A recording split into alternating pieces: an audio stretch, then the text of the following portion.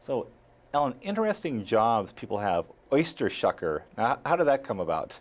Well, when you're living in New Orleans, you know, you're bound to be an oyster shucker, aren't you? There was a restaurant that you could be a bartender, and part of the job behind the bar was to shuck oysters also. And that's have you ever shucked an oyster? Can't say I have. It's very hard, and you're supposed to wear gloves, because when you slip, because they're slimy things, that knife that you're splitting it open with, I have had many, many scars that have jammed into my finger from trying to open the oysters. So not a job that I look forward to ever doing again. That's why I hope the movie does well, because otherwise I'm back to shucking oysters. Okay. Well, moving up the comedy ladder, when you were on the Tonight Show, you know, Johnny Carson must be very intimidating for a comedian first time out. I'm just curious, what's going on backstage at the Tonight Show? I mean, what's in the green room when you're sitting in there? You're hyperventilating. You know, you don't want to sit down because you don't want to wrinkle your pants, so you're standing. Yeah. You know, I mean, the scariest moment really is when you're behind that curtain, and when you've been going to sleep every single night, the last thing you hear is ba-da-ba-ba-da. You hear that music, and you hear and you're behind the curtain, and you hear that they're coming out of commercial, and that music is so loud, you don't realize how loud it is there. Because you can control your volume at home. Did you know that? See? But there, it's loud.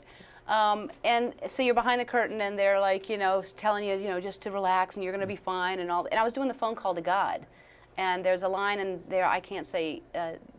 That I say Jesus Christ. You know, I mean, no, that's not. We're still talking about that. That's great.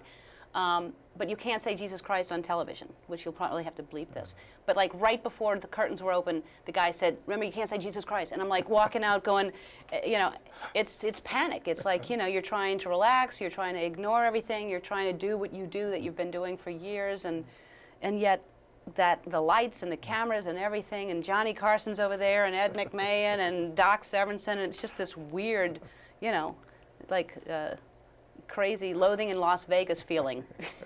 Well, one more question before we talk about the movie.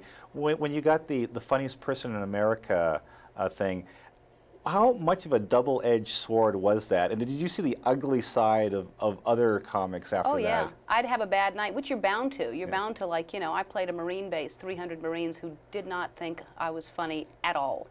And no matter what I said, they just wanted to see body parts. They were screaming out things I didn't even know existed on the body. I mean, I was raised Christian Science, so I don't learn a lot of body parts, but let me see your, show us your, and I'm like, what is it? Where is that? You know? That's like, you know, I'm saying, you know, I hate flying. I got you flying. You know, I'm like, wow, I'm just trying to make you laugh. And so when you bomb, the worst thing in the world is the MC to come back on stage and go, "Ladies and gentlemen, that was the funniest person in America." And everybody laughs, and you're backstage crying, and no, it's just a title, don't.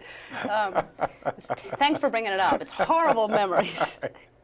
Okay, well, turning to the movie, I mean, you're like me. You grew up watching the Andy Griffith Show, Happy Days. Yeah. How long did it take for you to start asking Ron Howard questions about the old shows? I guess we talked about it a little bit. You know, I felt like he was always Opie to me on the set. You know, I just felt like I knew him, and so I'd sit him on my lap, and he loved that. I'd throw rocks with him and whistle. You know, we did that a lot together.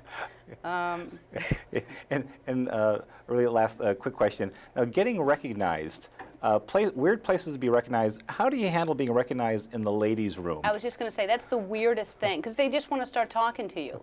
You know, so you're just in your own stall doing, you know, whatever you do. You know, in my case, knitting, and you know, people are like just talking to you. What are you doing in town? Well, just, you know, you just try to keep it as short as possible. I just don't want to have a conversation. You know, how do you feel about I'm going to the bathroom. Can you please just, you know, and then I end up crawling under the stall and just beating the hell out of the woman. That's just how I am, just to teach her a lesson. That's a good quote.